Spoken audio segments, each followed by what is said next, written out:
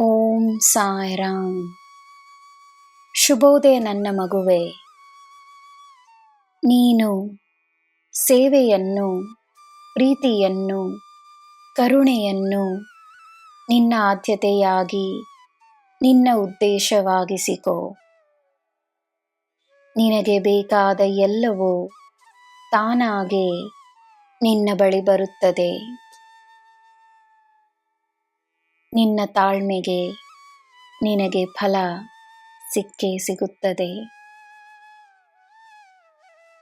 ನಾನು ನಿನಗೆ ನೀಡುವ ಈ ಭರವಸೆಯಿಂದ ನಿನ್ನ ದಿನವನ್ನು ಪ್ರಾರಂಭಿಸು.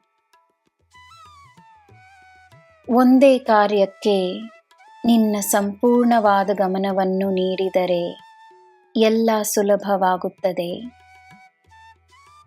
ನಿನ್ನ ಬೆಂಬಲಕ್ಕೆ ನಾನಿದ್ದೇನೆ.